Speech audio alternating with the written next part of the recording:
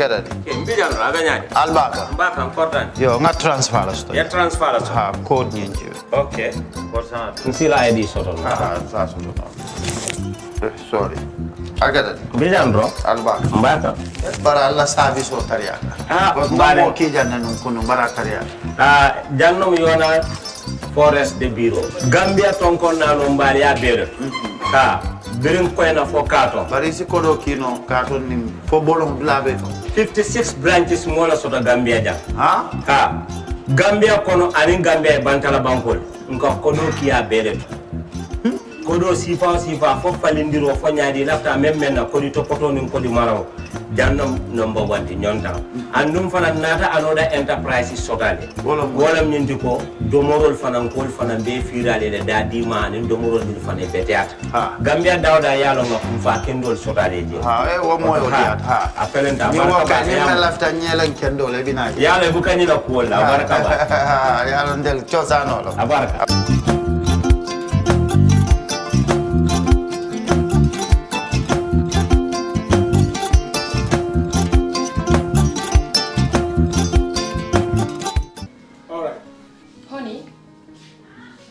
Him that the last time he sent the money, it was not enough to buy all the provisions. Oh, sorry, I forgot to tell him. Are you guys talking about money transfer to buy provisions? Yes. But don't you know about Baluwo? Baluwo? What is Baluwo? Baluwo is a service that your son can use to send provisions directly to you guys from the shop. And you don't have to worry about the exchange rate. Tell me how Baluwo works. It's very simple. Just log on to baluwo.com and shop, or download the app on your phone. You can shop on the website or using the app to buy online basic products for your family and friends. With Baluwo, you decide what your money is spent on. Your money, your choice. Buy online products for your family and friends in the Gambia, Senegal, Nigeria or Mali. Baluwo, better than sending money. For the first time in the history of the Gambia, Gambia Printing Publishing Corporation proudly introduces the Biliomatic exercise book printing machine. The machine has the capacity to print more than 20,000 books per hour. Yes, 20,000 books per hour. It also prints magazines, newspapers, calendars, flyers, normal books and all kinds of printed documents plus items at affordable prices. With the Biliomatic printing machine, GPPC can now render high quality and non-size restricted printing service supply across the sub-region. Rush now and partner with GPPC for all your public and private printing service needs. Print with us today and you'd be offered highly professional, reliable and efficient service delivery by our team of experts.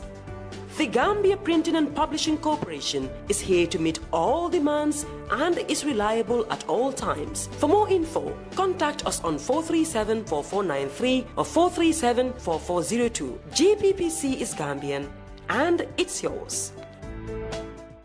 Gambia Social Registry Household Data Collection Exercise. The government of the Gambia, with support from World Bank, is developing a social registry as part of its move towards an integrated social protection system in the country.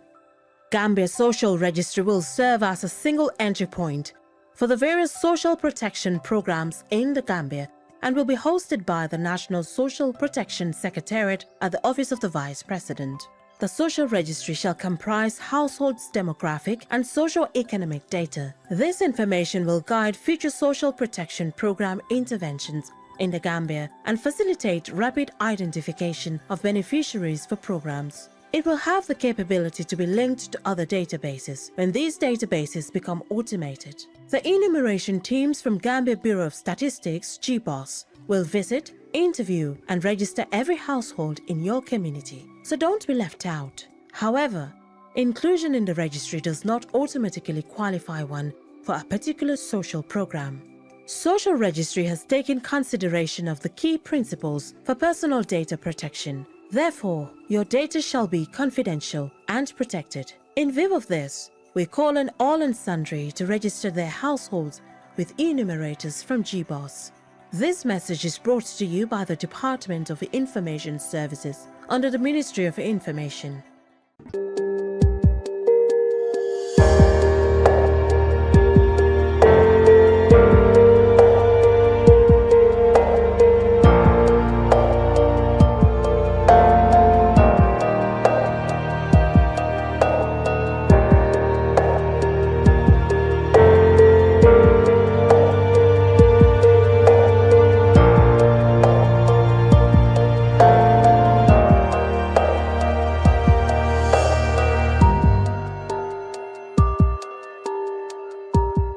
on Kerfatu Live. I'm Lavin Cham, and welcome to our weekly look at current affairs here on Kerfatu Live. This week, we will bring you yet another expose by investigative news platform Malagan, and we will also have the thoughts and perspectives on current domestic and international affairs from Mustapha Darboe from Malagan, as well as a brand new guest in our studio, Kejau Touray. Kejau is both a security and legal consultant, so we will have the perspectives from these two gentlemen on domestic and international affairs. And the domestic front first, though, Malagan has reported that allegations have surfaced involving a cabinet minister who was alleged to have actually given contracts to a company that he has a share. Well, Malagan is in the studio here to tell us more about that. Kejau is a former security and legal expert. He will take us through to some of the major cases, major domestic stories, as well as the unending coup d'etats happening in our sub-region and now even beyond. Gentlemen, welcome to the program. Thank you. Thank you. Mustapha, last week or 2 weeks ago, I guess, we were here when you gave us an expose you did on a pedophile, so to speak, who was actually molesting children, sexually harassing them. This time you came with what looks like a corruption allegation against a cabinet minister. That sounds serious. How did the story go? So the story was done by a colleague of mine called Mariam Sakanu. Okay. Over the last few weeks, in relation to a contract that was awarded to the Indian Institute of Hardware Technology. Indian Institute of Hardware Technology. Yeah, you remember it was launched here some time back by... That in fact sounds Indian. How is it Gambian then? Well, I don't know. I mean, I don't know why they chose that name. But anyway, I mean, it was launched here. It was a popular event. I mean, the vice president at the time was there. Hussein was there. Okay. It was a popular event then. Yeah, it was a popular event, and they issued a very detailed press release on their launch, which you could find on Gainako. Yeah, so Mariam did a story which focused on how the Ministry of Communication actually gave an IT training a contract to a school he owns 90%. The minister owns 90%. And so she followed the procurement process, how it was awarded, and the amount paid, which is about 765. I suppose the 15,000 is for refreshment because the payment that is on the proposal is 750. So, but they eventually pay 765, which would suggest that the 15,000 is 15,000 is for refreshment. And so she followed that story and engaged the ministry and the PMO to sort of bring all the information to bear. I saw you communicate. Take us through there. When she approached, because this is a problem that journalists face, when she approached the minister or the ministry, I saw the trail of communications. Yes. The response was structured in such a way that it looks like it was addressed as, you know, an official response and not personal. And the allegation was personal to him. Yes, it was personal to him. It should not have gone through that channel. But you know, things are done here in such a way that the line between personal conduct and official ones is blurred. You know, it's you don't see the difference. So even when you approach someone for a personal allegation, they can say, we are not. I face that myself during my work. So you will approach someone to talk to you about supposed corruption allegation, and the person would say, we are not allowed to. Exactly. I'm not allowed to talk to the media. Or right through the often I tell you, well, this is not you being allowed or not allowed to talk to the media. The issue here is that yourself. You know, there is a corruption allegation against you, not against your institution. Exactly. So This has nothing to do with you being allowed or not allowed to talk as a public servant. So those are all kind of issues. I mean, but eventually he responded to her. So what is the allegation? How do you know that this company belongs to him? Oh, he had shares there, and he denied that, isn't it? He said he left the place. All right. Yeah. Everybody knows he owns the company. What happened is Institute of India Hardware Technology operates as a franchise. So it's an Indian company. Yeah, there's a franchise, an outlet. Yeah. So everybody knows. That's how he got the ministerial position, because he's not that technical. Oh, okay. You mean he had the reputation of IT from that school, exactly. from working in that company? Exactly. So everybody knows he's like he's a business, he's a salesman in IT, but not a technical guy. Okay. So, but because he's operates. So to be fair with him, Mustapha, he's a salesman in IT. I didn't know that. Yeah, I mean, okay. All right. To be fair with him, I mean, he said in his reply. Can we get to his reply now? Can you go? Yeah. I mean, he says which particular one? Because he says when I joined the government, the school appointed a new management, including a board. Okay. Which I am no longer part of. When he joined government, the CEO responsible, as well as new center manager responsible for the management of the school. Yeah. So even when he joined government, according to him, he ceased being a member or having anything to do with that company. Yes, according to him. Yes. Huh? According to him. So, but you see, this is what I could read also, because Mariam also analyzed a lot of facts that leads to some conclusions that she had also made independently of the minister's response. And the story says that it's not clear whether he has resigned effectively from his position as CEO functions. But he says our sources said he is actively running the institute, even though a woman claimed to be his sister, Awaba, currently serves as acting CEO. Okay, so according to him, the person there, according to the investigator, the person there is in acting capacity. So you mean allegedly he is still running behind the scenes when he said he had left officially when he became minister? I think that's the essence. So at what time was this contract awarded? It was very recently, I think about a month ago.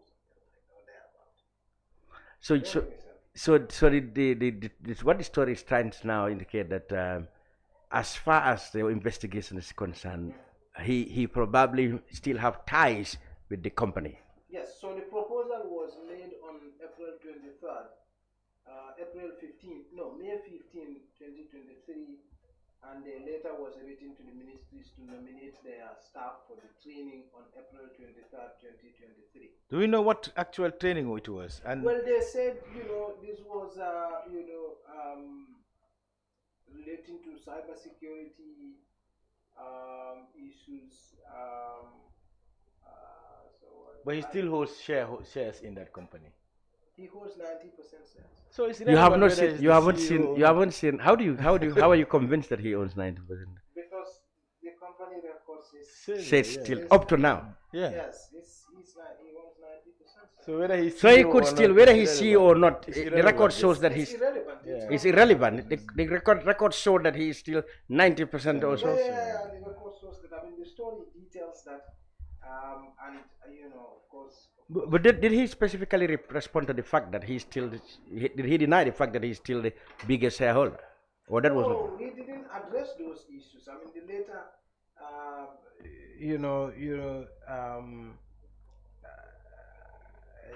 as to whether he used his position to get the school contract, the contract by government, he said no, it's not true. He said he didn't use his position, but of course that's what you expect everyone to say. What did he declare? No, I mean that's the issue also, because for example, I think in some of his response he said he actually didn't deal with those kind of award contracts. The permanent secretary does that. Yeah. Is that what he said? Well, look, we both know ministries have contract committees. Yes. But trust me, I mean, you cannot have that kind of a contract with a college without key members of the ministry knew. And that should include the minister. right? Of course, the permanent secretary is the one in charge of the ministry in terms of procurement. Is also the vote controller, if I get it right. Yeah, but the chief spender. But the minister is the overall boss of that institution, and the permanent secretary, even though he claims he did not know he didn't know who owns the company, who owns the institution. Okay, and he also claims that there were also other trainings that they've given to the school, but he provides no evidence for such. I see. That an earlier trainings were given. So it's not only school, but in the Institute of Indian, he said, that has been given such contracts. Yes. But he hasn't showed you any evidence of any other company benefiting from that. No. But how was the contract awarded? Was it an unsolicited proposal, according to the story, and it was an unsolicited proposal. Yeah. Unsolicited proposal means the that company didn't even ask. No, it means that the college wrote to the ministry exactly, and send a proposal to say we can provide X, Y, and Z, and the ministry approves it. But the interesting thing is the company suggested to do the training for 10 days and suggested a price for 750. But what the investigator found out, what Mariam eventually found out, was that the ministry reduced that 90 days to 10 days, and they still pay the same amount. So they said, well, this is government standard, is government. Let's go back. The company made a proposal to the ministry that I can provide training for you for 90 days at so and so price. Yes. And the ministry approved it. Yes. And gave them the contract. Yes. But the job was reduced to 10 days.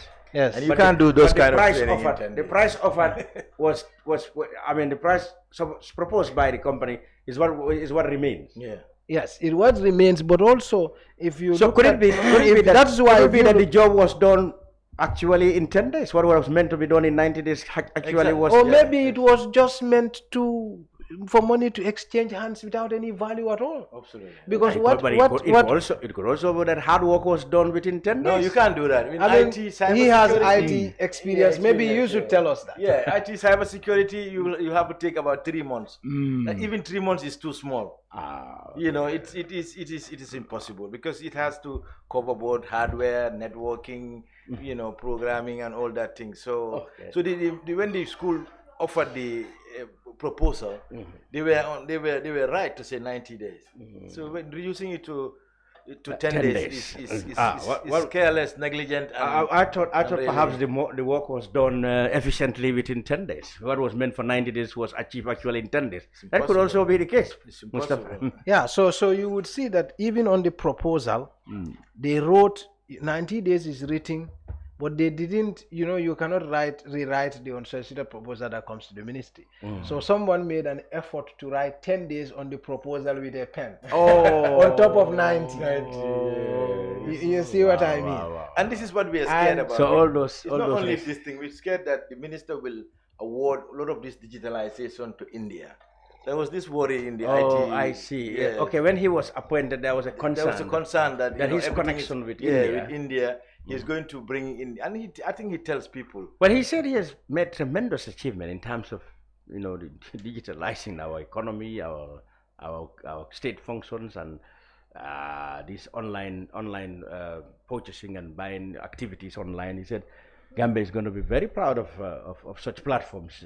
But there's no platform yet. The only thing he mentioned was that he had these postcodes at the people's doors. Postcodes, yes. And those things are there even without the thing. And the KMC was doing it well before he became minister. So what was his final response to this now? When you no, he hasn't said so far anything. Yeah, let's hear his full response, just for the viewers to know what he had. No, well, I mean, that is all he has said. That he had left the company. Yeah, so this one was a response he just sent on the day we were to publish the story. How did that go? So this was just the letter, which is even published in the story. Yeah. So the reporter Mariam asked, if there were allegations that he had used his position to get the contract to his school, he said no, he didn't. No, that's not true. It's not true. Oh, it's not true. Yeah, that's his response. Okay. And records we have seen indicate the proposal for the training came from your school. According to PS Lavin Camera, he was not aware you own the school. Would it not be the standard procedure in this case to do a conflict of interest declaration? And what did he say? And he said, no. When I joined the government, I left the company. I left the company. But we were not asking that. Yeah, you asked the about question was we were asking whether it would not be a standard procedure to do conflict of interest declaration. To say, I own this school. Company. Yeah, or I own this school. Yeah. So that the person awarding them the contract knows that. Knows that. So even PMO, when Mariam was doing the story, Mariam had gone back and forth with PMO, in respect to whether to rationalize these trainings, because of course, if you are doing a story like this, you must be thinking about trainings aloud. Like, what sort of training? What sort of trainings? And how comes PMO has a standard tariff, they say. So they pay a training if you hire a college or MDI or any institution or any individual.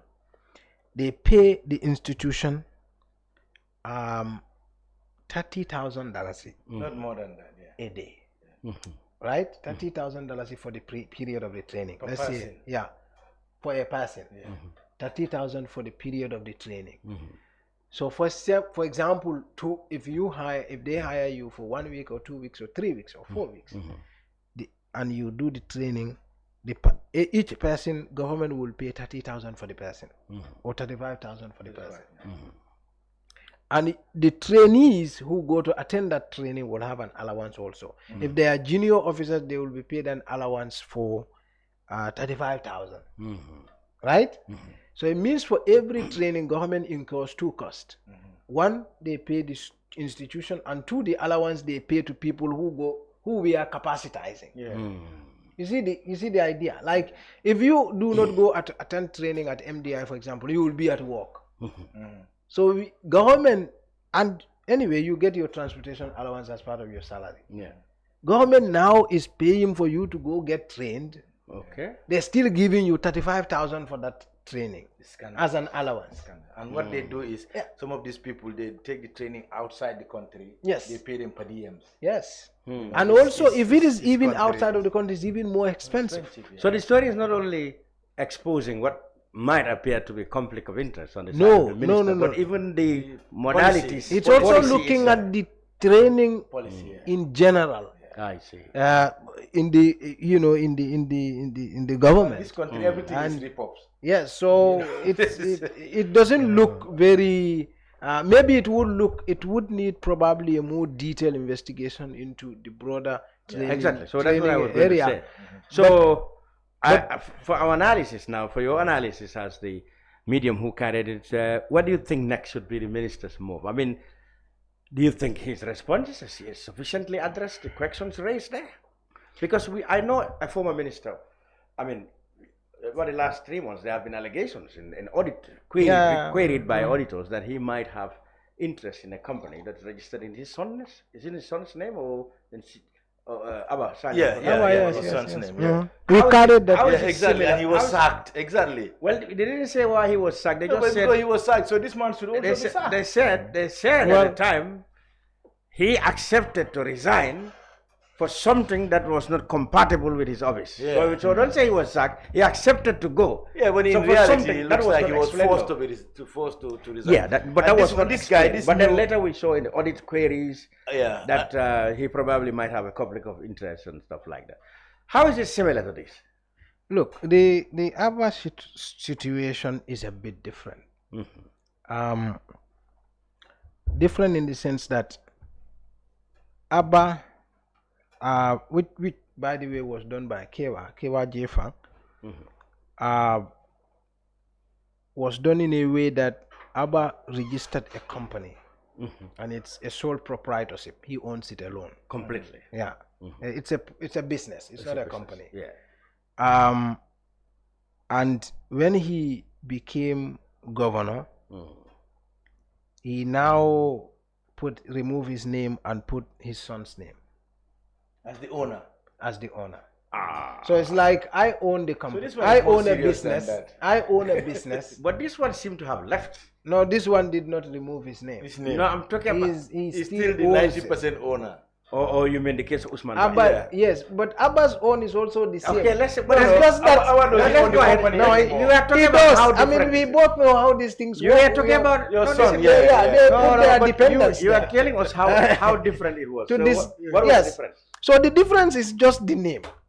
This one puts his dependent's name. This other one. When he became governor, Yes. he changed his name from ownership and put his son. Yeah. Yes. So the business went on to half business from the governor's office. Yes. So you guys broke that story as well. Yeah, we did the story you too. followed It it was from the it audit was it report. was It an was audit, for- but then It we was from followed the audit it. report. Yeah, we followed it and we went to company records to find out because he was claiming that his business he changed the name. He removed his name When he even became before. governor. Yes, even before he became a governor or minister of government. Yeah. No, but it's his son, so it's completely. But this Yes. one seems more serious. So, I'm but not sure about but the in this amount of case, money in the case involved. of Ba, allegedly he still remains the shareholder, Yeah, he still and the name is, still remains 90%. unchanged. Yeah. Only that he said he left to be CEO Yes. when he became minister. Yes, which is insignificant. I see. I mean, because that doesn't change the fact. That doesn't change the fact That doesn't change he's the- 90% owner. And he travels like so like eventually, crazy, man. eventually, whatever money goes to that business, it goes to those people whose whole shares there. Example himself. Yeah. So training, basically, I think what the story seems to portray, it's how trainings generally are being rationalized in the Gambia. I mean, generally, you have advocates who say this is not a poor country; it's a mismanaged economy. So, in a mismanaged economy, the priorities are not right, and even where priorities are wrong, waste. Complete waste is the order of the even day. if the priorities are right, you want to say.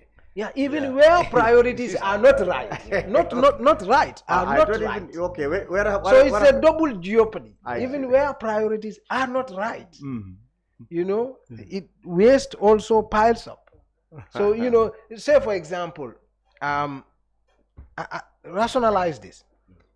We hire people as public officers, public as the people, and you are sending this person to a training to capacitize him so that he is able to do the job for which he is paid. He's not doing the people a favor, the people are doing him a favor. They are training him so that he has enough capacity. And they are now going to give him as transport allowance 35,000, which is more than his salary. How ridiculous is that? And they are saying you are motivating them. Motivating you to do what? This is what your job is. Absolutely. Right? You are supposed to, you know, so every opportunity, because it's not anybody's money, they just take government money as no one, so you can just do anything with it. And when you ask them, you know, like PS Kamara was saying in one of the WhatsApp platforms, this is the standard PMO. Ridiculous. What do you mean it's a standard PMO nonsense? If it is wrong, it is just wrong. Why would you do something because it's a standard silly PMO thing? It doesn't make sense. Well, that's the problem with because this country. PMO does something or PMO approves something, and they are saying, you know, you know, here procurement, it does not go through GPPA. That's what PMO says. But if you look at the GPPA Act, how can you? GPPA Act doesn't say that. PMO is not. I think PMO has an exemption. There's an exemption. For No. PMO is not an act of parliament. It's an institution that's governed by laws. Yeah, PMO doesn't do the So procurement. exactly. So if you look at threshold, now, let me read you this act. Now, if you check section 21 in terms of applications, areas where the GPPA Act applies. So the application. So it says section 21(2) says this act shall not apply to, and if you go to H, I think it must have been H, to education services other than training services. So training should have been approved by GPPA. It does not apply to education services, but it applies to training services. So how can you tell services other than training services? I see. Okay. You see what I mean? Now, so this you cannot do if you are doing a procurement, whether it's single sourcing, what kind of. If you are doing a procurement of this kind of training to any institution beyond GPPA threshold, should have gone to GPPA. So if people bring that to your attention and you say, so someone who has been PS for several days, you are as logic excuses you. You are saying PMO doesn't allow. What? So what? But the law says this. What do you mean by PMO? So those are the kind of frustrations you tend to have sometimes. Absolutely. So you guys are going to pursue the training, the policy and the training. Well, I hope Mariam does. She's done a phenomenal job in this. I hope so. Are you working on another story coming soon? Investigative piece. Yes, we have some stories lined up that are currently being edited. What has been the outcome from the pedophile story you ran? Did you get any government? Well, nothing so far. I mean, I have had contacts with the Minister of Children, some officials from Minister of Children, who said I will do something about it. Apparently, the minister less than a week ago went on a particular platform. They are launching some donor-related data collection center. And the minister said he was not aware of our story and he didn't read it. Apparently, yes, we published. They said he didn't read it. He didn't read it, and someone sent the minister that story, the link, and the person forwarded that information to me. I sent it after it was published. She didn't read it. I mean, but that is not surprise. I mean, it's Fatu Kinte. I mean, this woman, when we did the penny appeal story, she said there was no case. Really? Yes. She's efficient. Efficient? Kejau, let me have your thoughts. I think she's the worst minister we've had in our history. Let me have your thoughts. Anyway. I think now we've got that one matter dissolved. An allegation that Minister Usman Ba failed.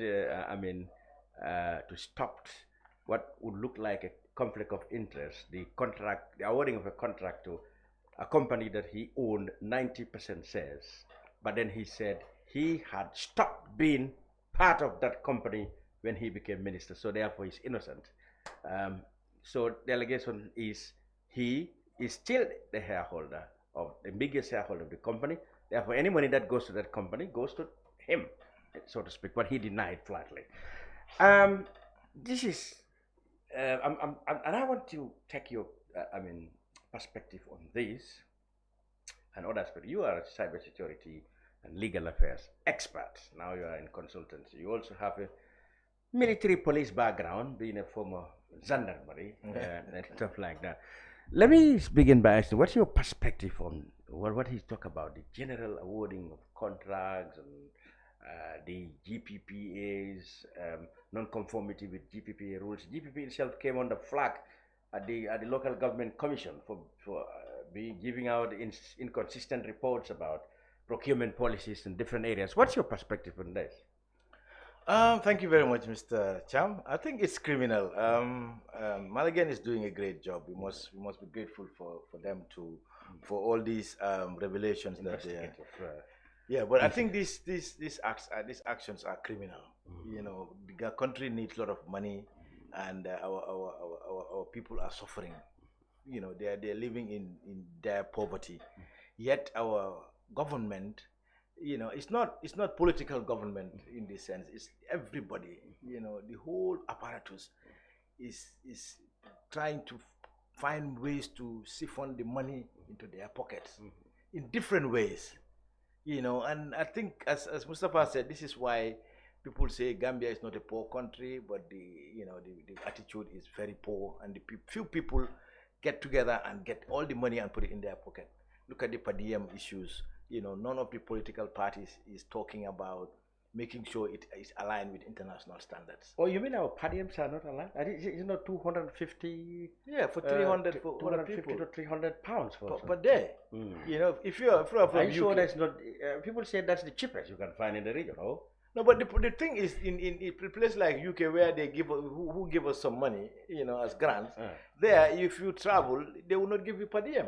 They would pay for the hotel and pay for the airlines. Okay. And then, probably just, the only thing, when you come back, you will claim for food that you spend. I see. So, in this sense, we are just taking all the money and giving it to people so that they can put it, even MRC. In terms of per diem and international company organizations here, they don't do that. They pay you, before you reach, they pay your hotel and everything, food and everything. And everything. And then the only thing is, if you spend anything extra, you come and claim. And that's what we should do. Instead, now these people will collect 300, go to Europe, and come back and say and try to live with relatives there for free. Yeah. And still claim that they paid for hotels. So no question asked. It's just a per diem. Whether you keep it or whether you spend it in the hotel is doesn't matter. So those, and no party, even UDP, is not tackling this issue. So that means if they come into power, it's the same. Okay. And this issue that the Mulligan's guys revealed, it was the same issue with Mr. Sane. Amadou Sane. Amadou Sane, yes. Yeah, when he was finance minister. There were allegations that he tried to. He tried to, or he did? He tried to. He didn't succeed. Okay. Because I think what's it called again? The international organization, IMF stepped in to say no. You can't do that. You can't do this. So he attempted to pay himself of money he said owed to his company. Yeah, he wanted to give his company contract. A contract. Oh, I see. I'm not sure whether, I think it was Social Security, was it or somewhere? Yeah, but that one was I think it was not an unsolicited proposal. Oh, okay. They published was a contract. Yeah, so the company won. Yeah. So he said it was fair. I see. So that one is not even as scandalous as this one. Well, it would have been, but he attempted. It was finance minister. It would have been conflict of interest. Yeah, exactly. He should have declared. He should have declared. Yeah, but at least it was not unsolicited. Other people. I mean, yeah. But he didn't resign. So when it became clear, he didn't resign, did he? No, he didn't resign. Oh, he wasn't penalized. So maybe Usman Bazorin doesn't have any reason to resign. So if there was a president, or do you even expect anybody to resign over this matter? I think corruption, you can't even fight corruption with this kind of method where one person at a time. At a time, no. Because even us, when we do a story, what you expect, like for example, if government sees a story like this, what you expect a sensible person to do is to sit down and rationalize now. Yes. Like, okay, this training we've been doing, what good has it brought? Okay, we have an institution that has been created to do training here. MDI has been specifically created for civil service training. They in fact wanted to. If they had interest, they would have capacitized MDI to handle all this. But why didn't they do it? Because these people are looking for any opportunity for procurement. Because these people, when you create an efficient government, it's less corrupt. The reason why we don't have an efficient government is because people are corrupt. It will kill corruption. And that's it. It will kill corruption. And that's the reason why. So if you go, they will say no, they don't. MDI don't have the capacity to do this training. So they will. Why didn't you capacitate? Exactly. This institution have been created since 1982. Long time ago. Yeah. So these things, and they go some stories you hear, even some abroad trainings, you shocked. Like, and so, some of these things, I mean, you look at the kind of training. I had an interaction with somebody who had attended, by the way, this particular training Marianne did a story about. I interacted with someone who interacted with someone, like, two people talking to each other through someone. And the person said that this is the training was below his standard, but he has to attend because he needed the 35,000. I see. He needed the allowance. I see. Right. So this is the kind of so when a story like this is published, what you expect a normal government to do is to sit down and say, let's rationalize this training. Why are we even paying someone for attending a training we are paying for him? You are working for us. You are getting paid for salary. We organize a training for you, and we are now paying you to attend that training. And you are saying we are motivating him. But so many workshop organizers do that. They pay. Yeah, but it should stop with public sector. Even if you rationalize, say for example, if you give someone transport fares, either ways, whether you attend that training or not, you are still going to go to work, or you get sacked. Of course. And if you are going to go to work, you are getting You are moving. You are going to pay transport. So you mean there should not be incentive? There should be zero money. Used to that here. In fact, people call workshops chop shops. Yeah. Yeah. So, but that is also the idea, because and that's where Africa's problem has become. The African elites are lazy, bunch of lazy people. That is why greedy people. Yes, lazy and greedy, but that is also why we do not invest in thinking. So, for example, instead of fixing a solution problem, if you come and tell them do this, they would say, okay, let's write a project proposal to European Union or IMF. For them, that is how lazy they are. That is why Dambisa Moyo said dead aid, that donor funding is making Africa lazy, is killing African thinking and ingenuity, because I mean it's so like, I mean look around you. Good. We move on. Yeah, please. Domestically, recently there have been issues concerning assets, recycling, and in fact I think not long ago there was a conclave or whatever that tried to address issues surrounding that, etc., etc. But let me have your perspective on that before we go to the international political scene. Assets recycling.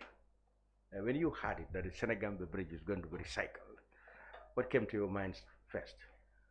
I think it is. I did not think that it was something wrong. You know, my perspective was that I think it's an efficient way of handling, you know, public infrastructure. Because in this instance, if we leave, I know the ministry did a very good job when the bridge was open. Initially, I think they were getting about 20,000 a day. 20 million. Is it? Well, $20,000. Yeah, a day. Yeah. So eventually, when they came in there and then they put some CCTVs in place, you know, things that will stop corruption. Yeah, he said 59 million. That was his latest. Exactly. Yeah. That's what they got from it. Yeah. So they could manage it more efficiently. Right now, if you are going to go to Badibu and you there's a truck is broken down on that bridge. You know, they wouldn't get any money, and then the whole bridge. So we need efficiency in handling this. So most of these public institutions, I think it's not really bad to have a partner who will work with you and get it, you know, moving and get it more efficient, get more money from it. So I think the asset is, I know so many people have different views. People said there were not enough consultation was made so that people can understand. Yeah, but who are they going to consult? Well, I mean, for example, it's been said that the very first time Gambians knows about it when international media, you know, reported in Togo, where it was supposedly signed or supposedly proposed. Yeah, but then they had just finished that meeting. Yes. And they had talked about it. I know they probably should have told people initially, you know, while they were arranging it. Okay. You know, that this is what we want to do. But I mean, which ministry does that? You know, but are you not worried that they said they needed it they need to do that to raise money instantly, $100 million that they are going to spend on other infrastructural projects? Development, Are you not worried that with all the misgivings that people have in terms of procurement, you know, these huge contracts, are you not worried now that $100 million, you know, again, you look at how procurements go, how contracts, you know, road contracts, how delayed or, you know, how they are. Are you not worried that $100 million is going to go the same way? Yeah, I'm worried, and I think that should worry everybody. That should, you know, it should be a concern. They didn't specifically say where are they going to build. They just say infrastructure. Yeah, and I think, you know, what we should be looking at with regards to that is to make sure that the procurement and everything else is transparent and it, you know, goes by the law. You know, but it doesn't mean that they shouldn't take the money, because we need the money for infrastructure. Yeah, I mean, why aren't you worried that it's going to set a precedence? Like, I mean, many people said other public properties may follow suit. Like, you know, we had in cases of Zambia, was it Zambia and somewhere, even the airport, international airport was mortgaged or recycled or whatever. So are you not worried that other, you know, iconic and public facilities may follow suit, airport, seaport, even the conference center, they said all might ended up being either privatized or recycled in some way or the other. I mean, if it's going to make the running of the institution more efficient. What would be the use of a government then if you privatize everything? No, because we've seen public institutions are failing. Look at Gumtel, look at Gumcell, look at NAWEC. You know, so sometimes these things you need to privatize. There are things what's the purpose of a government if it cannot take care of an institution? I mean, the government should be as small as possible. We should all agree that we need a very small government, that the running cost of the government will be very small. The rest of the things, they need to give it to people who can run it. If the government is capable of running it efficiently, I think that, that's a good thing. But if they cannot, and with our attitude, the attitude of Gambians, unless we have find way to change that, I mean, they could have kept the bridge. So if you, with attitude of Gambian you are talking about, yeah. If you privatize and you only, like they say, deregulation, and privatization, if you go deeper into that and give our public corporations, sell them all to private sector, and Gambia government public officers retire to their regulatory role and their oversight role, you think they will do that? People who have failed to manage institutions will now regulate them properly. No, I mean, what will happen is most of those people working in those institutions will go to the private sector and they will start working instead of just relaxing. And the public sector will do what? The public sector will focus on what it does best. What is that? Things like administration, making sure that, for instance, but is there a failure in administration in the first place why we privatize public corporations? So what do you think we should do about gum health? The problem is, the reason why I'm bringing you back on this is that I disagree with that position. You see, I think the problem in this country, the kind of the regulation these Bretton Woods boys are peddling all over the place, privatize, PPP, asset recycling, all these fancy terms is stupid. The point is, we've been here before. And this mismanagement of Gambian economy, we've been here before. You tell them what they tell you, go and read ERP. Go and read this, go and read that. Right? Now, the thing is, we are having people who are mismanaging public enterprises. They are corrupt, and they've done tons of audits that tells they've done tons of audits that show them how inefficient they are, how corrupt they are, people who are corrupt, level of mismanagement that were done, people who did it. All that they need to do is to clean the house and make these institutions efficient. How could a public, if a public officer is corrupt and is arrested and put on trial, and you hire someone to efficiently manage, you give them proper terms of reference, how can you tell me they cannot do business? The public, GNPC is at a pump, selling fuel at a pump price. They cannot do business. They can. And the point is, it is not that the state cannot do business. It is that we have bunch of very corrupt people in charge of state, and those are the people that must be fought. And inside those institutions as well. It's not only but you cannot tell me that is like, so to say privatize it. That is like you are dealing with.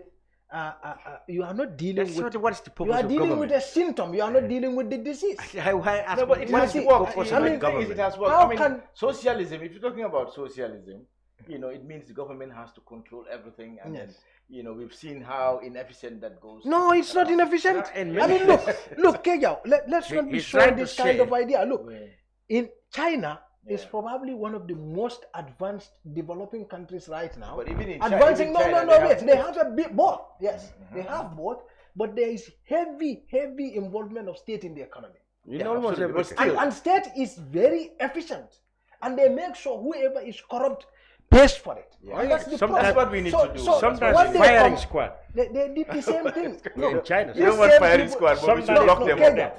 These same people who are selling us this asset recycling BS and this PPP nonsense are the same people who wrecked the Gambian economy back in the 70s and in the 80s and put us into the economic recovery program. Economic recovery program was not a policy of the PPP regime. It was after the Gambian economy was wrecked but the economy went north. The IMF advised them that you have to. The IMF and the World Bank told them, let's go through some structural adjustment. Yeah. So the same people come back to tell us, to put us into the same privatization scheme and say, you know, the country is indebted, the country's public service corporations are inefficient. So who made those institutions efficient? I mean, it's us. It's so the problem is in this scenario, what is the other alternative? The other alternative is he just said that he thinks that that is the only alternative. Yeah, but right now that is the long term. That is not long term. Yeah. That is immediate term, and it's possible. Like, look. If you have GMPC, right now GMPC has been audited. 2018 GMPC was audited. Yeah. 2018 NAWEC was audited. 2018 Ports was audited. 2018 NAWEC, all these public enterprises were audited. Yeah. 2018. Yeah. And that audit report, they pick it and put it in the dustbin. Yeah. It was done by Ernst & Young. That all was the the international special audits that were done by National Audit Office, they pick them, it indicts people, they pick it and put it in the dustbin. And you are sitting down to tell IMF, help us fix our problem. Why do you think they do that? Why do you think? Because they are corrupt. They are the same. If you are corrupt, I am corrupt. What am I going to do? He can obviously sanction me. So they go around again, let's sell ports, let's say, and the people who are advocating that are the same people who own or are going, the advocates. They are the same people who own shares in and those companies who are, and not just shares, but also they are maybe partners. They are partners. Yes, they are local partners of these same public corporations who will are come and eventually into the country to come and buy. Yeah, so I mean, but this one is different. If we the bridge issue is different. No, wait, Kejau. If we allow, there, because from the bridge, they're going to continue with all things. If we allow this to pass, by the time in the next 2, 3, 4 years, Gambia will be an empty shell with no asset. They would have sold all of it and say we need a leaner government, and a leaner government that would still going to inherit tons of debt, and a leaner government that is still going to be inefficient because it's controlled by the same inefficient corrupt lavishly. I mean, if somebody takes a bribe as a manager, what makes you think that person is not going to take a bribe as a regulator? Well, yeah, that's true. But the thing is, we have to put things in place and in proper perspective. This bridge, for instance, it's not going to be like a normal privatization. You know, if it is normal privatization, we can all shout. Yes. But this one is the African Africa Development Bank. We are a partner in there. They were the ones who gave us money for this in the first place. You know, so yeah. So when we take, we need money to survive. To do what? To build roads. Okay, now which road? From Nyamina to Tendaba. Now the finance minister needs to come and tell us which roads. We have so many roads. Building a road. Building a road is not a justification to take a loan. You have to know which road. Wait. You have to know which road. And what kind of economic activity will that road, building of that road generate to justify the loan? No, some of it is saving lives. They need not to everything give us government does information. Is to get money. That is consultation. That's what they miss. That's a missed opportunity. They didn't tell exactly. And for me, I cannot trust this system with anything. That's another thing. Yeah. And especially going into a strange arrangement that is unclear. So what do you think is the solution in this one? The whole thing. Just told Look, you that. Kejau, Gambia has an incredible amount of resources that is Look, do you know that our waters, the fish in our waters, it is foreigners there. Yeah, I know. That's a serious thing.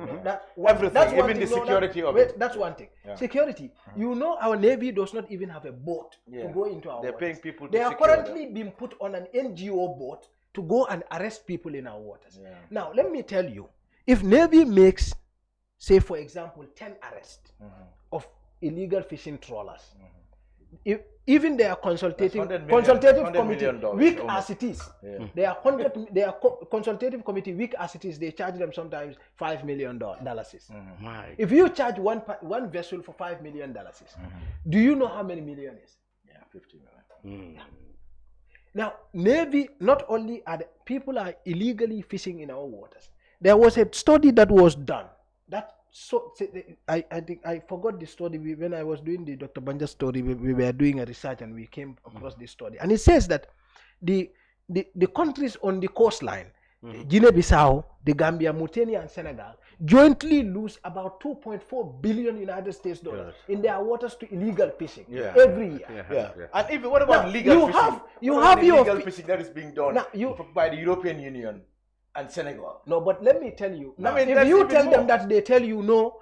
You know, we don't have capacity. We don't have money to buy boats. No, silly. They have an arrangement with European Union, and European Union is giving them €500,000 for tons of 3,000 and something tons. Now, that's because they are corrupt and they want illegal fishing to continue and people to pillage our resources, they didn't tell European Union, no, we don't want money. We need you to consult your member countries. Let them help us with our navy with boats, speed boats and trawlers, so that we can be able to protect our waters and be able to also give some of those trawlers. It's the same European countries that are coming to illegally fish in our water. So how do you think? No, but we can get the money from other places. But the like from this bridge. The point is, like from this bridge, we can buy boats. I mean, no, Kejau, you see, what I was trying to say is that the Gambia does not lack resources. No. Gambia does not need to give its Serekunda Highway, Banjul Highway, to raise money to build another highway. Because when you do that, when they put a toll, whatever nonsense they call it, they charge drivers. Drivers are going to increase their fares, and their fares are going to now hurt the people. Exactly. These will people always come are back into nothing good. They've done it here 1970s, they've done it here in the 80s. How silly will we be to go to them for solution? It's likely to that. Right. So, I mean, we have to change topic here, Mustapha, and go to politics. Right? Over the last 3-4 months, there have been big political upheaval in our sub-region. Very close to us in Senegal, President Macky Sall announced that he's not going to run. But of course, in the run-up to that, we have seen unrest, arrest, and even now 1,000 people are arrested in Senegal. Opposition political party called PASTEF was dissolved. Its leader is still incarcerated. There is uncertainty rising over the elections coming in the next 7 months in Senegal. Now, next to Senegal, Mali, Guinea, Burkina Faso, Niger, and now Gabon, there have been military takeovers, all in the name of salvaging their country. It does seem definitely that it is anti-Western, particularly anti-France sentiment that is seem to be driving the coup d'etats. But you've been a security expert and a former military and police. What do you make of this, rapid, spate of coup d'etats in our region? I think it's very unfortunate, and it is taking us backwards, 20 years, 30 years, 40 years. When coup d'etats were in fashion. I mean, there came a time when people thought coup d'etats had gone now. Exactly. West Africa especially is democratizing now. So there will be no need for coup d'etats, but it looks like it's coming up again. And I think it's as you said, it's the anti-Western sentiments that they are using. They will use anything. That's how the coup d'etat, the coup plotters will do. They will use anything. When Yahya Jammeh came, he used corruption. He didn't use anti-Western. Eventually, he learned that he could use that as well. Yeah, he became anti-Western. Yeah, I mean, but the thing is, I think we have to blame ourselves first, but then also other people like Russia. Yeah, I mean, Russia is the player that is fueling all this anti-Russia, and they are so sophisticated in this now. So you mean the Cold War is back in some sense of it? That is, in the past, when governments that are hostile to this bloc will be overthrown, and then for them to shift allegiance to the other bloc. That's what's happening. Yeah. But why is it just Francophonie? It has not affected Anglophones yet. Or most Anglophone African countries, West Africa, are so entrenched in democracy that they won't move. Yeah, I think that's one perspective. And is it the difference between Francophone and the Commonwealth? Yeah, I think the Commonwealth has taken a more proactive role in making sure that democracy, is ensured in these Anglophone countries. Maybe the Anglophone, like the Britain, is not interfering too much, because it looks like the French system, colonial system, seem to have remnant of colonial practice. Yeah, some people believe that in their relations. France invested so much in West Africa, unlike the English. Yeah. They still think they have an interest in protecting. Look at the currency. It's still CFA. Yeah. And so many other things. And France itself has a problem of coup d'etats. So I think it's has revolutions, but that's been a long time ago. Yeah, I mean, it's not very long ago. I mean, and France is still engaged in so many other things. So they push their policies too vigorously around. Look at when Adama Barrow came over, and the coalition government came. What did the French foreign minister do? He came here and he started saying that Gambia has so many rebels in Casamance, and it has so many weapons. I mean, how many rebels do we have in Casamance? None. If it is former soldiers, less than 10, or less than a handful. So, but he came and then he was trying to peddle that, so that we can still rely on ECOMOG and ECOMIG and Senegal, and then they can also come. I mean, because of, I think one thing we have to look at. I understand at the beginning of the regime, the French government, maybe through Senegal, was very much, I agree, in the forefront in helping the new government settle down. Yeah, they help us settle down. Yes. But what they also do is they try to push their agenda. Things like the fishing, agreement that we have is mainly benefiting France. Also, they think that we Senegal has found deposit of oil now, and Gambia will also probably, hopefully, find. We should have found it by now. Some oil. So all that they are more interested in that. But the main problem of these coup d'etats is ourselves. I mean, if you look at social media, even comments by some politicians, it's not helpful. Like they encourage coup d'etats. Exactly. They try to give excuses that Niger, the election was not fair. That was an opposition who won. So, I mean, if it is not fair, why don't you go to court? Even Gambia here, they try to push the same agenda to say that the election wasn't fair. But they had opportunity to go to court. They had opportunity to go to the revising courts. So if the soldiers, hear that, what would they say? If we take arms and overthrow the government, it will be popular. It will be popular. And that's what's happening in Niger, and all over the places. So we as Africans will have to do a lot of work. But shouldn't we be worried now that coup d'etats, like you said, are returning into fashion?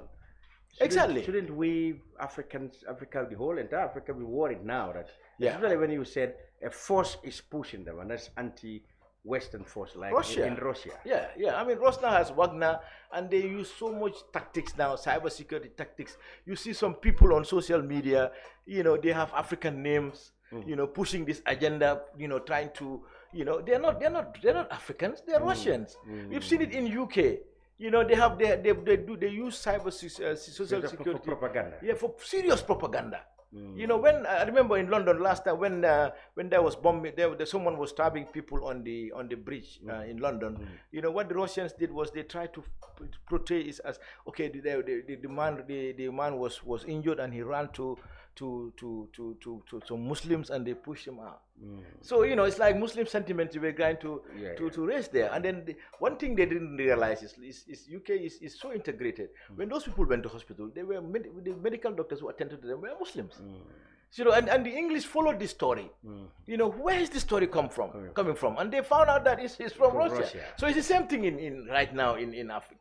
And some of our people are so revolutionary. People who were with what was the first revolution called again here? During the Jawara time. Kukoi. No, even before Kukoi.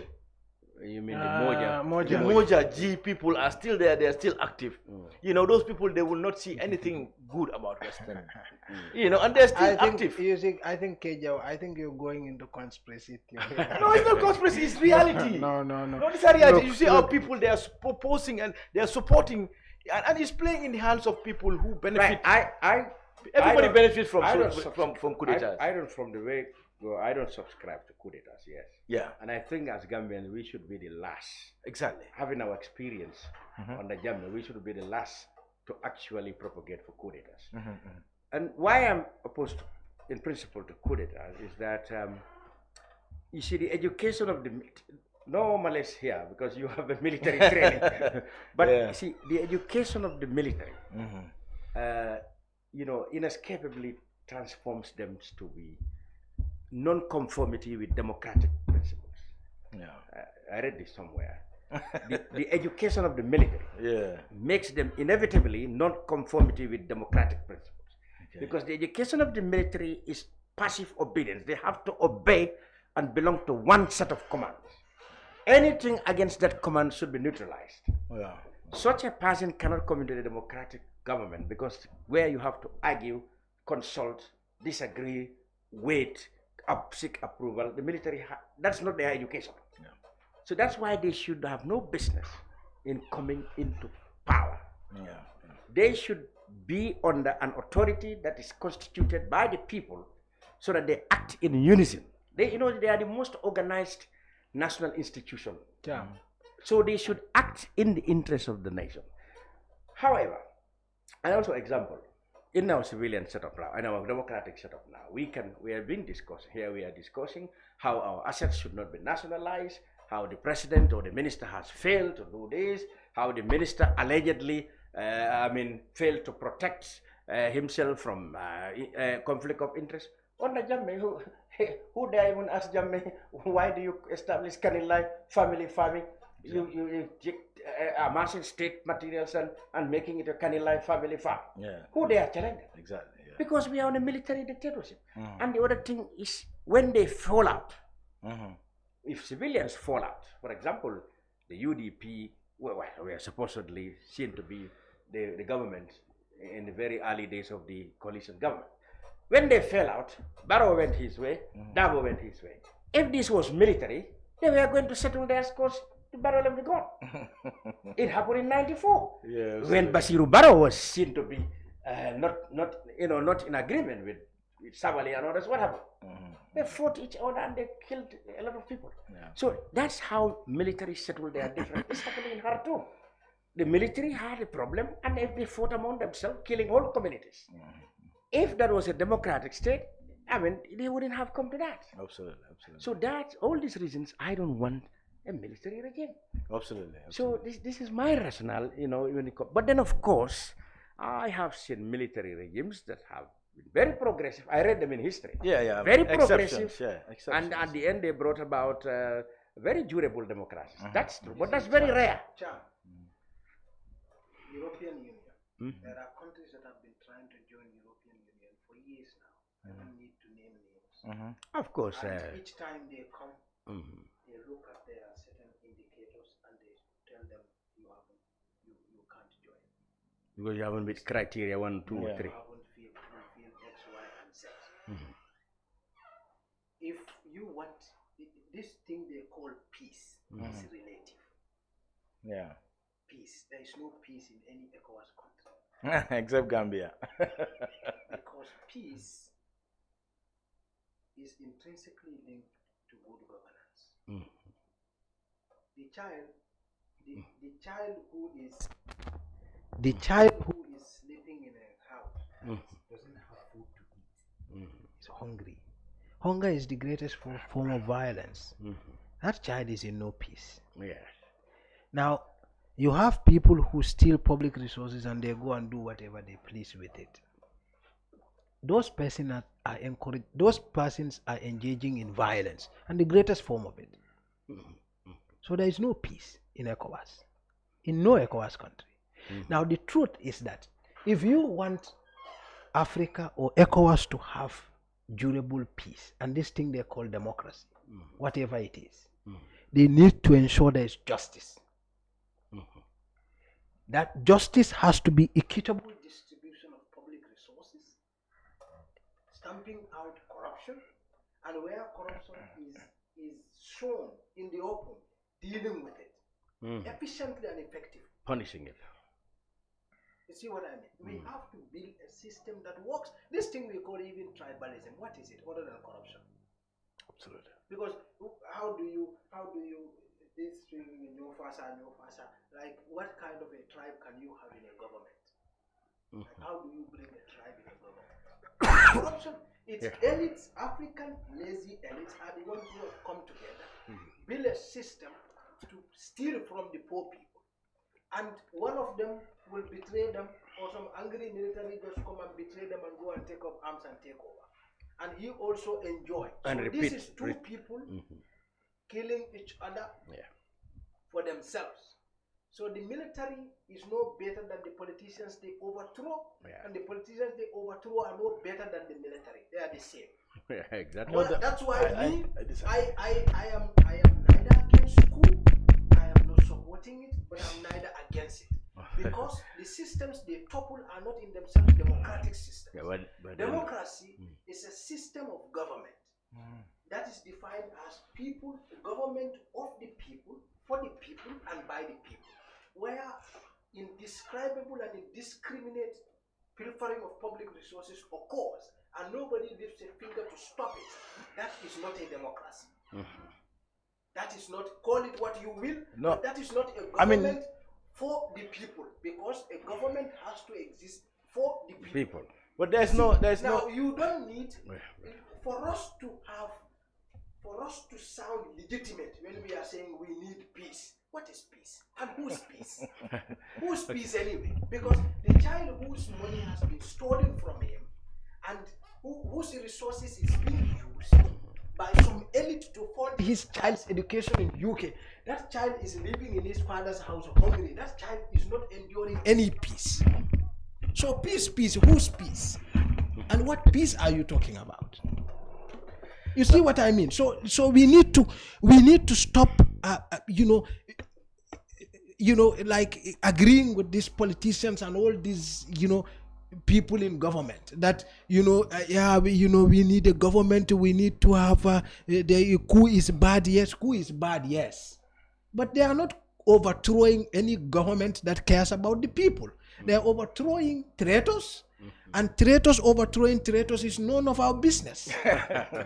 No, I think it's two people, two enemies of the republic fighting. They can kill each other. No, but I think there's everything is relative, as you said. As Mr. Cham said, we had Jawara government, everything was peaceful. There was so much poverty, we could say there was so much inefficiency, there was so much corruption, but then they were not killing us. When Yahya Jammeh came, and who says that? Jawara and his people were sending people to beat people in their houses. Yeah, but it is. They were beating people. They were born in their compounds. Yeah, but it's still better than Yahya Jammeh's time. Well, it depends on who you talk to. It was not systematically state-sanctioned violence. There were no jungulars. There were no jungulars. But human rights violation was happening. Yeah, but not at that scale. You may say Jawara was not involved. I think it's related to one thing. Much of the human rights abuses that happened on the Jawara came in the aftermath of the July 30th attempted coup d'etat. Yeah, you mean 81? Yes, 1981. July 30th, 1981 coup d'etat. That was the time most cases of human abuse happened when the Senegalese came and they were not differentiating between rebels and good people. They rounded up people, some people got innocently rounded up and beaten, stuff like that. And it was even murdered. Yeah, but that was not even systematic torture. No, that was one event. But to make it a state-sanctioned policy. Yeah. But there was political violence. There was political violence. Yes, there was. PPP people were beating people, putting them in trucks and beating them. Well, it's public records.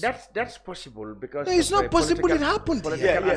So even Barrow, you can see the difference. We are sitting down here talking about his ministers. Even about him, we can. We can. But we are Jammeh's time. We dare not do that. So that's a big difference. And when you talk about tribalism, using people's time, what the military does is, it's not different from any civilian government. Yeah, but that's what I'm saying. It could be without the coup d'etat, it could be a revolution. Whereby the people, somewhere like Charles Taylor, and they were not military. So they started war from. So there are so many ways government changed, and the best thing there's no perfect system, but the best we have is democracy. And what is a democracy? That's the best system of government we have. That is to argue So and what go is to the it? polls. Yeah, and go to the polls and make sure. And that go is to the not court that's elections. And rig the No, elections. that's democracy. No, that is elections. And rig the elections. That and is go to court that and is go to charm. You know, and we defeated dictatorship by not by using violence. You know, we advocated. No, we used both. No, we didn't. No, we didn't. people came here December 30th and they took. But they didn't Jammeh. succeed. You think it was election that took Jammeh out? Of course it was. No, it wasn't. No, it was no, it wasn't. It was a threat of armed conflict. If soldiers did not take upon themselves to burn the votes APRC had accumulated in their bureau, Jammeh would have won. No, but those that's all part of the voting. They went and captured someone and tie him to the ground. That's violence. No, that's not violence. That is doing their job. It's different. That is what I am saying. No. Look, you see, I think also we are convoluting the argument. What I am trying to say, Cham, is that if Africa wants peace, true peace, and genuine systems, African elites are the enemies within. There is no CIA operating some group somewhere or Russia, or it's not the case. Go into African countries and look at the corrupt people, the people who are wrecking public corporations, people who are stealing from the people. Almost everybody. No, wait. People who are we do that to make everybody look bad, but that's not the case. It's not everybody. Government has about 40,000 employees, so everybody is not stealing. Yeah, but like look at the PMO thing. How many people are benefiting from it? And but it's not everybody. Who is going to say no? I don't want it. You see, what I am trying to say, Kejau, for us to save each person, we have to save every person. Yeah, that is how a republic survives. Now, if you are going to say, we need peace, I need to have peace, so that you have peace, so that he has peace, so that the president has peace. If I don't have peace, he will not have peace. And you will not have. And the way we do now, that is how the republic survives. Yeah. And the way now, if you come to here, like people call us. Someone will call you because somebody, maybe the doctor sees puts his wife on an operating table without him signing a consent form and says, and the wife died. Or someone will call you, or say for example, these people whose children are raped and no one is lifting a finger to stop it, and a pedophile is in their community. If they take the law into their own hands and go and kill the pedophile, they come and say, oh, they committed a murder. Yeah, they did. But who encouraged the committing of that murder? The fertile ground. No, we have dialogue. Also, look at the Faraba. No, wait, Kejau. We have to be honest with ourselves in this. Look at the Faraba incident. The Faraba people, they took every means. They went to see the IGP. They went to see the interior minister. They said they had the meetings with the Alcalo. They went all through all frustrations. And in the end, what did they do? They went and put paramilitary forces there. It's not a provocation. And the violence happened and people died. And let's be patient and have. We have a big wall. Put a big wall there. We wrote to the National Human Rights Commission. We wrote to the police. We wrote to that it's illegal. But they are dragging their foot. What do? We have to be patient. Yeah. So the enemy against African systems are African elites. And they can, and vote sadly, out and change it. And sadly, they are also the only people who survive. Because they work with L system. If military comes, they shut up their tails between their legs, they go and work with them. That's African. They come and continue their asset recycling. That's the and problem go to with court African. and change the system. They will go with any. Violence is not the answer. Good. We all have to agree on what that. about Senegal? What is the situation according to you in the Senegal? What is the solution? I think the solution is to have opposition leaders as well as politicians who are law-abiding. We have seen that Macky Sall said he's not going to stand, I have always said that he wouldn't stand, because of the kind of person I think he is, and he hasn't disappointed. So our politicians, we have to sometimes look at them, the opposition leaders, the words they utter. For instance, this coup d'etat, most of them are saying, oh, because of, ECOWAS should clean up their house like Mama Kande. ECOWAS should clean up their house instead of, talking to the politicians, those kind of things. It's not helpful. Yeah, what he meant perhaps is that the situation in Senegal, for example, Yeah, a whole opposition party has been dissolved. The opposition party has proven to be violent. And look at people what have been happened arrested. to what happened to Usman Sonko. Yeah. This woman came.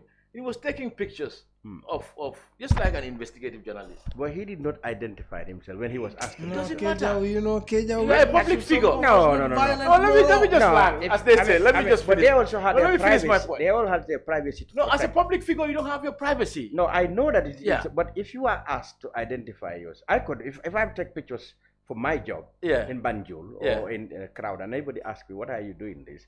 I will say, "I am a journalist, and you are at a public place.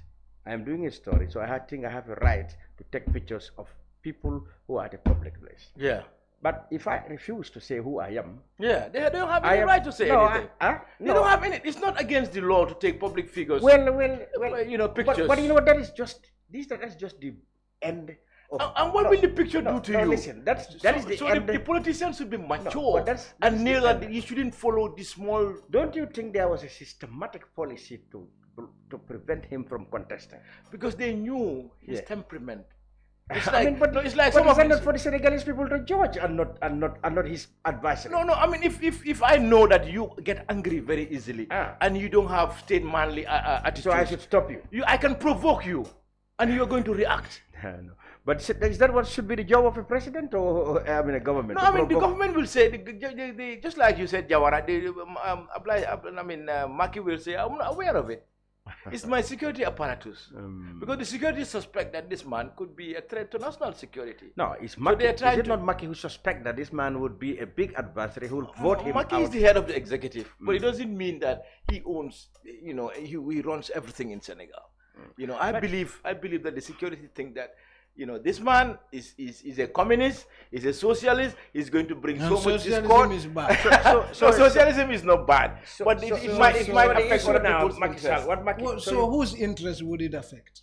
Exactly, when he becomes president. Socialism, whose No, interest? I know you are a socialist. No, but I'm saying... No, let's limit it to Sonko. Let me do Sonko. You said they saw him as anti-Western. Yeah, I mean his agent provocateur. He provokes issue. They can, he provokes France. He provokes France. And if he comes to the power, and he was very direct when it comes to his criticisms of government corruption.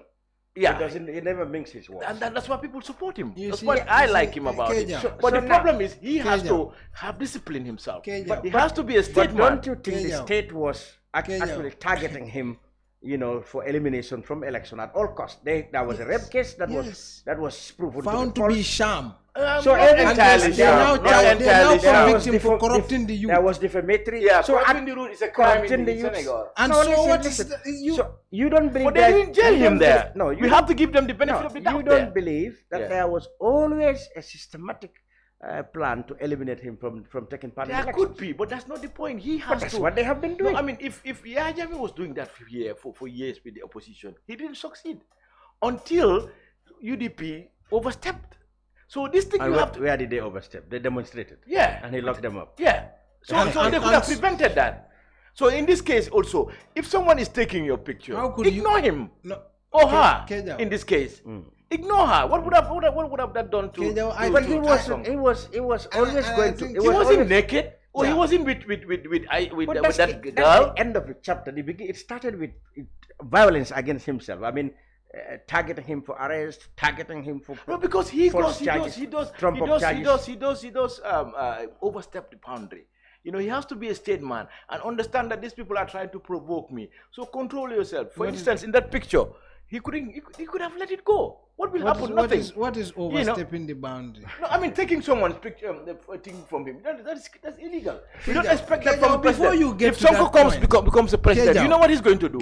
He's going to be worse than this man, because that's what he's saying. We don't know that. Before we get to that, you are now going into even more real sign. Okay, when Moria come out today, because you are telling us the future. What we are. No, but we've seen how I mean, shouldn't it be Senegalese people who should decide what type of leader they want? Of course, the Senegalese people and will not decide. for them. No, but you have to, as a leader, you have to be law abiding. Those are rules in any country to be eligible for what's it called again, to stand. What is being law abiding? You don't have to have a conviction, for instance, for a crime. It depends on the country. For instance, in our country, and that is what you want to make sure he has a conviction. So make sure you don't have it. But that's what they do. They want to make sure he has a conviction. Make sure they have how many if times? The president of you the talk about Republic rape. is You said that was provoking false. violence. No, you think talk about rape. You said that was false. Corrupting the youths. So many. I didn't say rape was false. What did you say? I think what was they proved that he could they couldn't prove that he had raped the girl. So there was always. So that means the judiciary is independent. No, it's proven that the judiciary is independent. No, it's not independent. Then defamation. It would have been outrageous because there was no evidence. No, so they try all that they can to make sure they just get him out anyway. Out of the way. But they didn't get him out for that. What? They succeeded in one thing. Because he was provoked and he took up. He begged him. But why would they provoke him? He was provoked. He was provoked by one woman. That's right. So if government would say we are provoked, so he deliberately went on provoking somebody. But even you can't discount the facts, and most serious thinking people believe this. Yeah.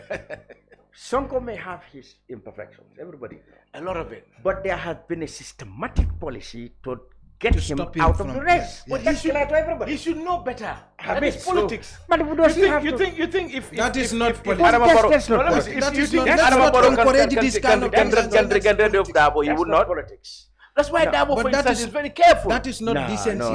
As a leader, you have to be careful. You have to be statesman.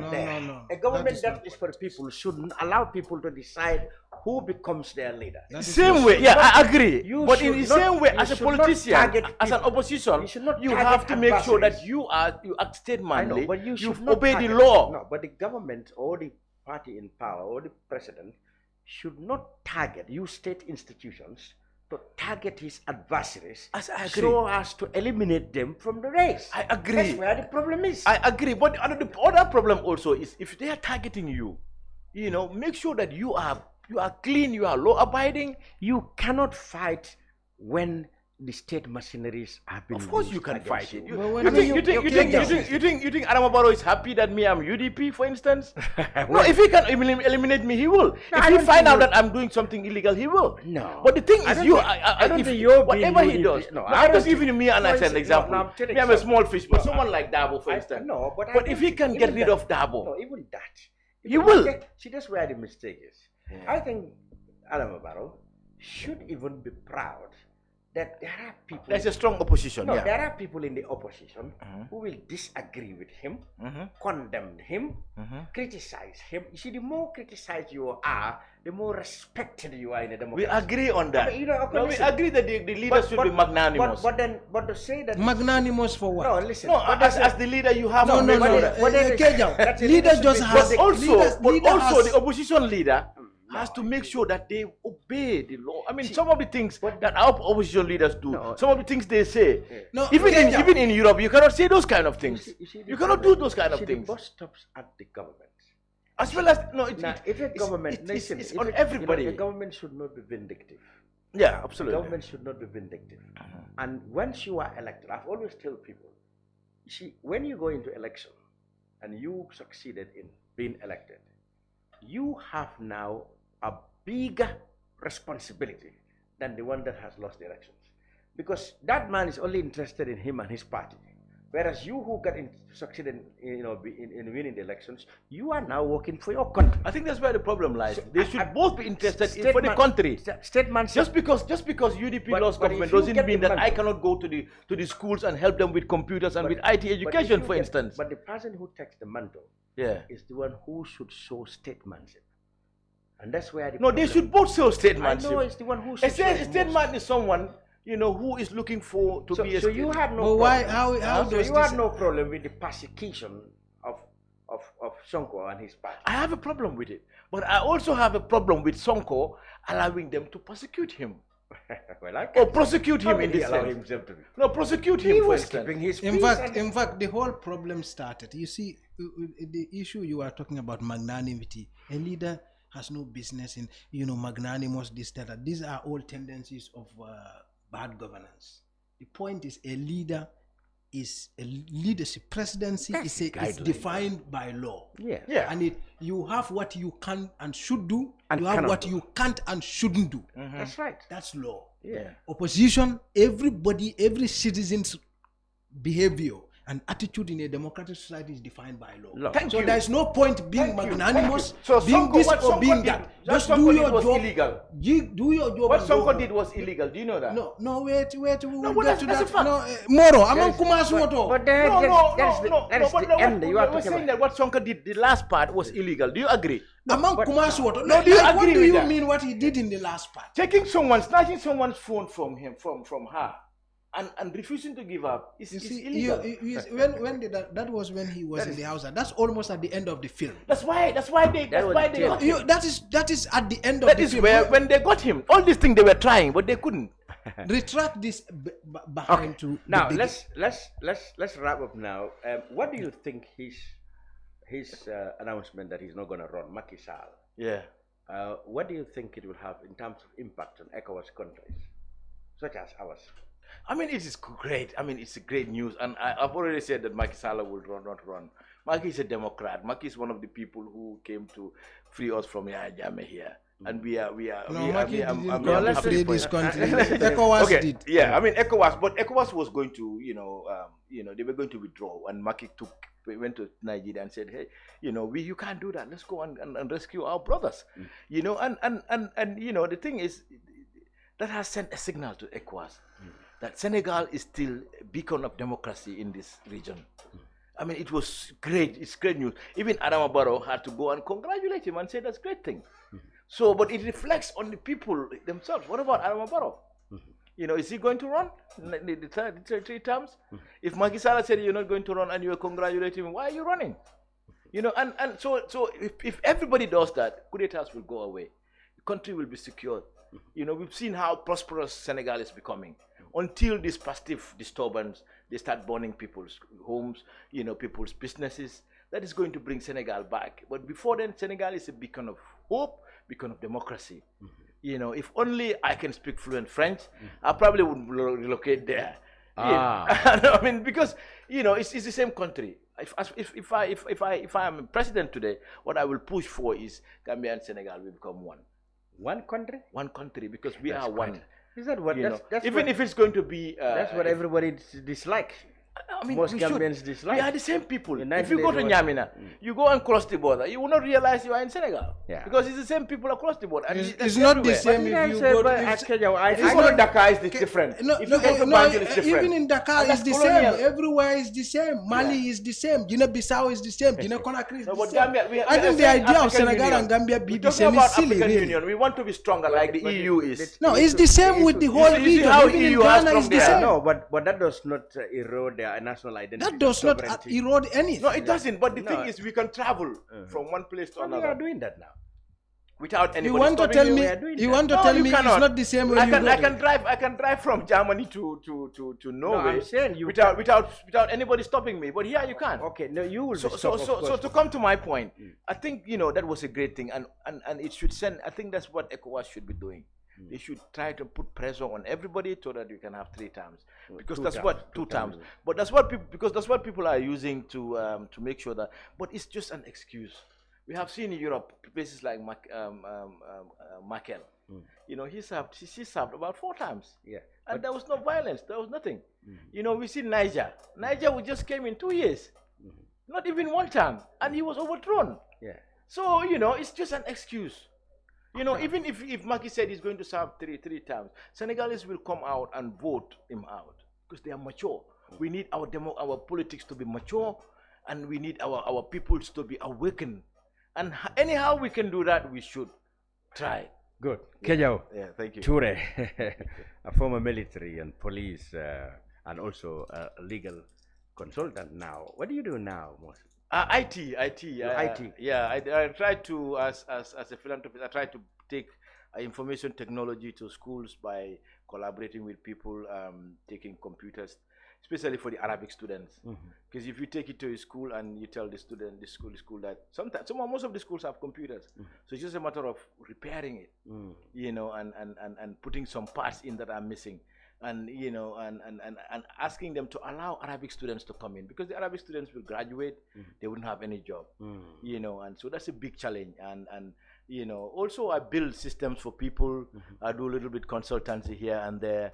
But you don't do much in terms of legal.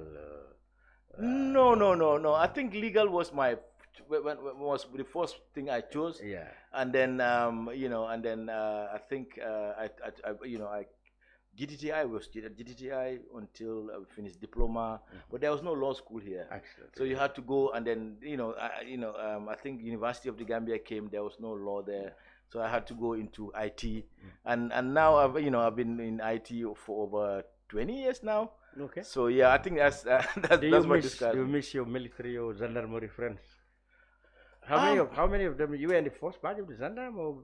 No, I'm not that old. No, okay. No, I think even Chongan was your boss there, was it? Yeah, definitely. I was in the gendarmerie after teaching I was the teacher at Pakalinding Secondary, and then went to Alpha Khan, and then I went to the gendarmerie, went for course in Turkey. I came back. Gendarmerie was amalgamated.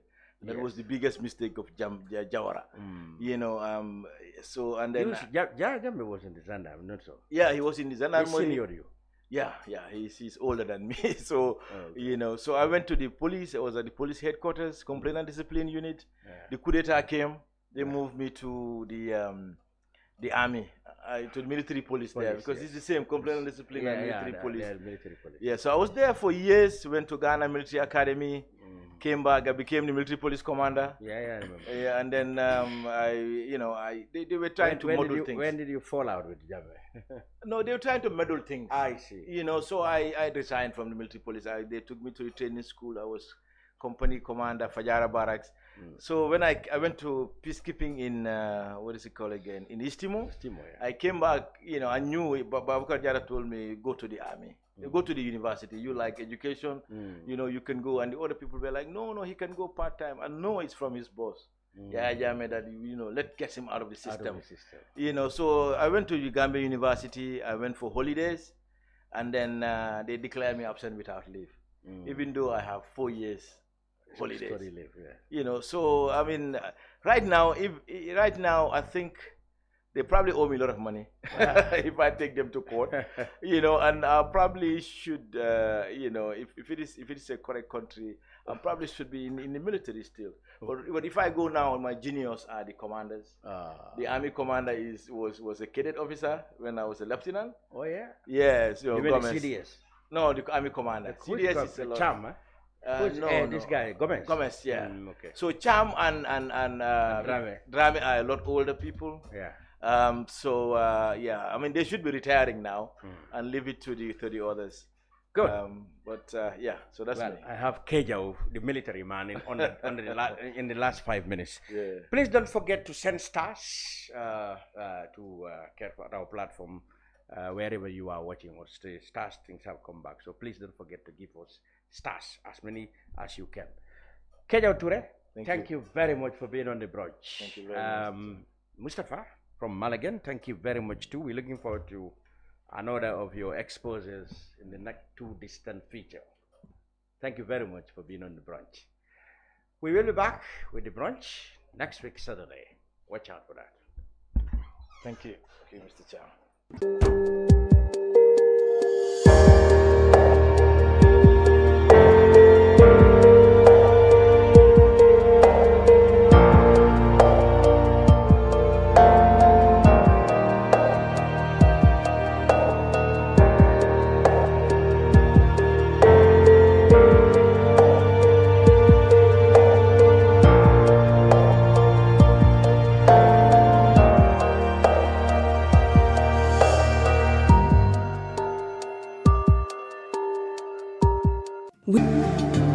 Islamic microfinance is becoming an increasingly popular mechanism for poverty alleviation, especially for developing countries around the world.